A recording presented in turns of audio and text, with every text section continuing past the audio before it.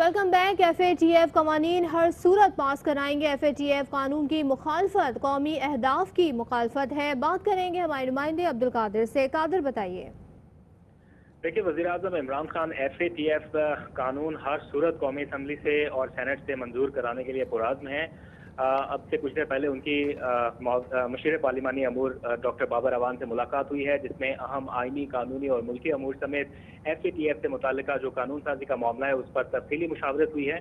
बाबर अवान ने वज़ीर आज़म को FATF कानून साजी से मुताल्लिक अब तक जो पेशरफ हुई है उस पर ब्रीफिंग दी है।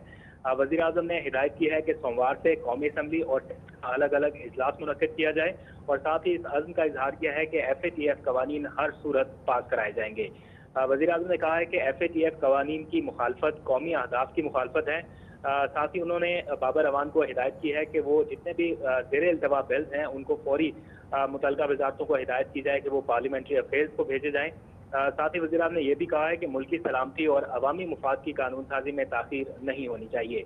आम आदमी को रिलीफ फराहम करने के इक़दाम पर भी बातचीत हुई है। उन्होंने कहा है कि मुल्की मुआशी सूरत हाल बेहतर हो रही है और मुकम्मल तवज्जो मुआशी और समाजी हालात की बेहतरी पर मरकूज रखी है।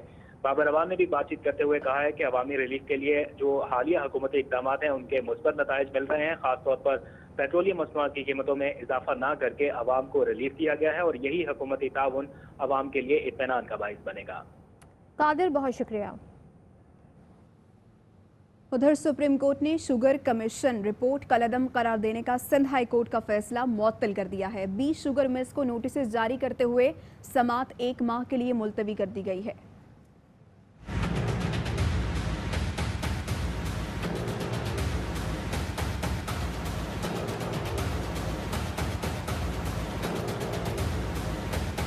सुप्रीम कोर्ट में शुगर कमीशन केस में नजरसानी की दरख्वास्त पर समाअत। शुगर कमीशन रिपोर्ट कलअदम करार देने का सिंध हाई कोर्ट का फैसला मुअत्तल। 20 शुगर मिल्स को नोटिस जारी। चीफ जस्टिस सुप्रीम कोर्ट की सरबराही में 3 रुकनी बेंच ने समाअत की। जस्टिस एजाजुल एहसन ने इस्तफसार किया कि कमीशन में मुख्तलिफ शोबों के माहिरीन शामिल होने चाहिए थे।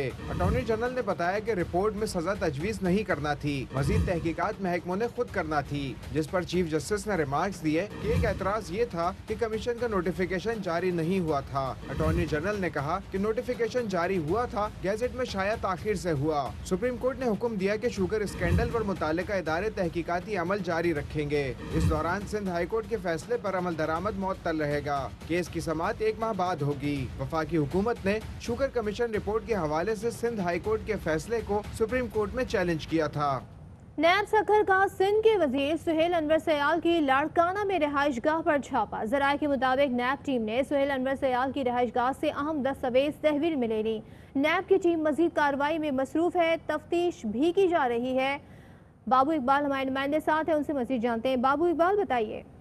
देखें, ये नेब सखर की टीम है जो 5 गाड़ियों में सवार थी। उसमें कई लोग मौजूद थे और यहाँ पुलिस की एक भारी नफरी जो वहाँ से भी साथ लाए थे और यहाँ से मुकामी पुलिस की भी उन्होंने मदद ली थी, जिन्होंने फरीदाबाद में इनका आबाई गांव है, वहाँ जो इनका ये घर बना हुआ है, वहाँ आके सारे घर की उन्होंने उस जानिब तलाशी भी ली और सारे की कई घंटे रहने के बाद वो उधर देखा। लेकिन अभी तक उन्होंने ये वजाहत नहीं की है कि ये सारी कार्रवाई में उनको क्या चाहिए था और किस किस्म की इंक्वायरी नेब ने शुरू की है। आमदनी से जायद असासे वाली है या इसके सिवा कोई मजीद इंफॉर्मेशन थी, लेकिन पता चला है कि ये इंक्वायरी जो है काफ़ी पुरानी है। दूसरी जानिब इस सारी कार्रवाई को इंतकामी कार्रवाई सुहेल अनवर सयाल ने और उनके भाई तारिक अनवर सयाल ने जो है करार दिया है और कहा कि ये इंतकामी कार्रवाई है, ये घर हमारा जो है। तो बाबू इकबाल, कितना टाइम हो गया? नैब की टीम अभी भी वहाँ पे कार्रवाई जारी है, छापा जारी है? देखें, ये इस घर से चली गई है लेकिन नैब की टीम अभी लाड़काना मौजूद है और ज़राए ने बताया है कि अभी वो मजीद 2 से 3 मुख्तलिफ जगह हैं, वो वहाँ जाके और वहाँ भी ये अपनी कार्रवाई करेंगे। अब उनको इस कार्रवाई में किसकी तलाश है और किस किस्म की इंफॉर्मेशन या रिकॉर्ड की ज़रूरत है, ये बात अभी तक जो है वाजे नहीं की है। जब तक वो नेब का कोई प्रेस रिलीज या कोई तर्जुमान सामने आके नहीं बताएगा कि वो क्या चाहते हैं और उनको किस चीज़ की ज़रूरत है। लेकिन ये ज़रूर है कि नेब की ये टीम जो है तकरीबन 10 गाड़ियों पे मुश्तमिल काफिला है, जिसमें 6 से ज़्यादा गाड़ियाँ पुलिस की हैं और उनकी अपनी हैं और ये पूरी टीम जो है अभी लाड़काना में मौजूद है। मजीद इन्होंने 3 से 4 जगहों पे कार्रवाई करनी है जो ज़राए ने इत्तला दी है, और जब ये सारी कार्रवाई करेंगे तो फिर उसके बाद बताएंगे कि इंक्वायरी में किस किस लोगों की ज़रूरत थी और क्या क्या चीज़ इनको चाहिए थे। किस ठीक है, आप कह रहे हैं कि अभी नैब की टीम लाड़काना में ही मौजूद है। सुहेल अनवर सयाल के घर आमदन से ज़ायद असासाजात के मामले पर छापा। ज़रा ये बताते हैं, सुहेल अनवर सयाल के खिलाफ कुछ अरसे से तहकीकात की जा रही थी और उनकी रिहाइशगाह से अहम दस्तावेज तहवील में ले ली गई हैं। नैब की टीम मजीद कार्रवाई में मसरूफ़ है, जबकि तफ्तीश का सिलसिला भी जारी है। सुहेल अनवर सयाल के घर आमदन से ज़ायद असासाजात के मामले पर छापा मारा गया है। तो बाबू इकबाल, ये भी बताइएगा, आमदन से ज़ायद असासाजात के हवाले से ये केस है, आपने कहा हम दस्तावेज ले ली हैं, यही उनकी एक रिहाइशगाह है या फिर दीगर भी उनके कोई ऐसे घर हैं, रिहाइशगाह हैं, दफातर हैं? क्या नैब की टीम वहाँ पर भी जाकर छापे मारेगी और कार्रवाई करेगी? जो उनके घर हैं, एक लाड़काना शहर में भी है, ये आबाई गांव में नया बनाया हुआ घर है, और इसके बाद पहले जो पुराना इनका आबाई अजदाओं के दौर का भी घर था वो भी वहाँ मौजूद है। सारी जमींदारी भी इनकी फरीदाबाद का इलाका है, लाड़काना से कोई 8 किलोमीटर दूर वहाँ ये सारा वाक़े है। लेकिन अभी तक नेब ने ये वजाहत नहीं की है कि आमदन से जायद वाले असासे में उन्हें मतलब ये तहकीकात करके घर का विजिट करना था या इसके सिवा उन्हें कोई ऐसी अहम इंफॉर्मेशन थी कि जिसकी वजह से वो यहाँ पहुंचे। लेकिन ज़राए ने ये भी बताया है और उनके भाई ने इस बात की तरदीद की है कि उन्हें कोई ऐसे दस्तावेज या कागज नहीं मिले हैं। उन्होंने सिर्फ विजिट किया और विजिट के बाद जो है वो अच्छा, ये दावा चले सुहेल गए। अनवर सयाल उनकी फैमिली की जानिब से किसी किस्म की मज़ामत का सामना करना पड़ा नैब टीम को? नहीं, कोई मज़ामत नहीं थी, क्योंकि पुलिस जो है वो चारों तरफ खड़ी हुई थी और उन्होंने जब अपने आप की आइडेंटिफिकेशन कराई कि नेब की टीम है और फला फला है, इसमें टीम में रुकन शामिल हैं, पुलिस वहाँ मौजूद थी, उन्होंने कहा जी देखना चाहते हैं, तो किसी ने कोई रोक टोक या मज़ामत नहीं की और वो सारा का सारा जो है उन्होंने विजिट किया और विजिट करने के बाद जो है वापस चली गई। लेकिन अभी ज़राए ने बताया कि किसी एक और जगह पे वो कार्रवाई कर रहे हैं, थोड़ी देर बाद पता चलेगा कि वो कार्रवाई जो हो रही है वो इसी से मुंसलिक है या अलग है कार्रवाई। बाबू इकबाल हमें आगाह कर रहे थे और हम अपने नाज़रीन को सुहेल अनवर सयाल के लाड़काना में इस रिहाइशगाह के अंदरूनी मनाजिर भी दिखा रहे हैं। आज नैब की टीम ने यहाँ पर छापा मारा है। आमदन से ज़ायद असासाजात केस पर हाईकोर्ट से जमानत मिली है। ये मौक़िफ़ सामने आया है सुहेल अनवर सयाल का। वो कहते हैं ये बेनामी जायदाद नहीं, मेरे वालिद की FBR में डिक्लेयर्ड जायदाद है। मेरे वालिद का इंतकाल 2018 में हुआ था। सुहेल अनवर सयाल ने मजीद कहा कि मेरे वालिद हयात नहीं हैं, उनकी डिक्लेयर्ड प्रॉपर्टी को बेनामी जाहिर किया जा रहा है। मेरे पास फिलहाल कोई तफसील नहीं, इस वक्त मीरपुर खास में मौजूद हूँ। नैब की टीम को कोई दस्तावेज नहीं मिली हैं, ये दावा किया गया है सुहेल अनवर सयाल की जानिब से। उन्होंने कहा कि ये बेनामी जायदाद नहीं बल्कि मेरे वालिद की FBR में डिक्लेयर्ड जायदाद है और मेरे वालिद का इंतकाल 2018 में हुआ था। और के इलेक्ट्रिक सार्फिन के लिए बुरी खबर है। इक्तिसादी राब्ता कमेटी ने बिजली टैरिफ में ₹1.09 फी यूनिट इजाफा करने की मंजूरी दे दी है। मुशीर खजाना हफीज शेख की ज़ेर सदारत इक्तिसादी राब्ता कमेटी का इजलास हुआ। ज़राए के मुताबिक के इलेक्ट्रिक सार्फिन के लिए कीमतों में इजाफे के फैसले का इतलाक 1 सितंबर से होगा।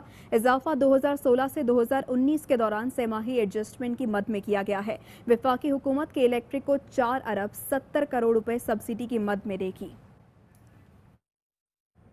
शहबाज शरीफ का बारिश से मुतासर कराची के मुख्तलिफ इलाकों का दौरा। हादसात में जामा अफराद के अहले खाना से मुलाकात की। कहते हैं वफाक ने कराची के हवाले से जो वादा किया वो अरबों रुपए के फंड्स कहाँ हैं? ग्रीन लाइन वफाक ने बनानी थी, K4 के फंड्स देने थे। सियासत ना की गई होती तो आज सिंध और कराची को ये दिन ना देखने पड़ते।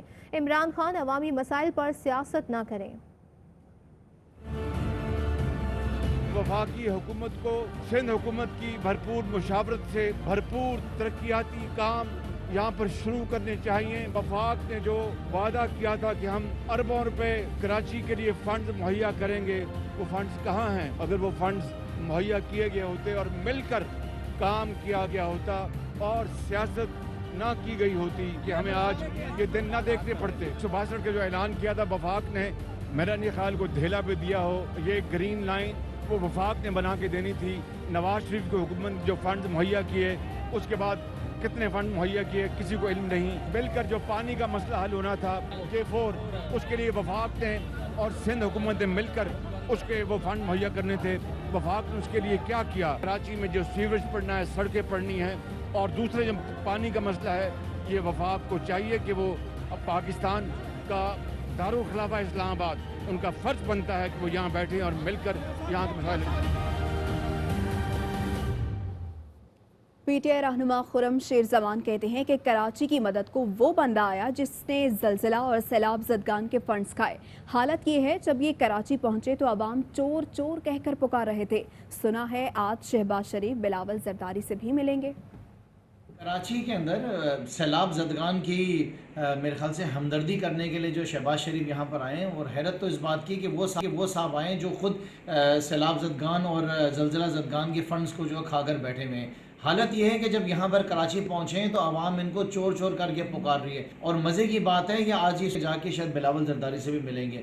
बिलावल जरदारी को ये ज़रूर बताएंगे जब इन्होंने कहा था कि ये सड़कों पे जो है ना बिलावल जरदारी के वाले साहब को घसीटेंगे और जो आवाम का लूटा हुआ पैसा वो निकालेंगे। ये जो इनके दोहरे मेयार हैं, जो इनके डबल स्टैंडर्ड्स हैं कि कभी ये जरदारी को सड़कों पे घसीटते हैं, आज ये जरदारी के दरवाजे पे जाके बैठेंगे। जरदारी और इनके भाई साहब नवाज शरीफ और ये खुद, आपकी सियासत जो है उसका खात्मा हो चुका है पाकिस्तान से। अपने जितने चक्कर काटने वो ज़रूर काटें, लेकिन सबसे पहले आवाम को बता दें कि आवाम का लूटा हुआ पैसा कहाँ है।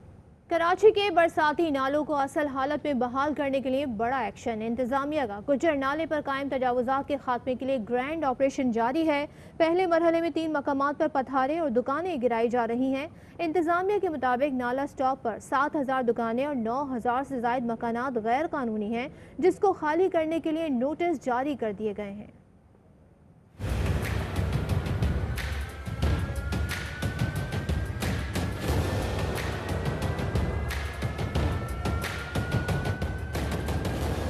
कराची के नदी नालों पर गैर कानूनी तामीरात के खिलाफ ग्रैंड ऑपरेशन का पहला मरहला। कई दुकानें और पथारे गिरा दिए गए।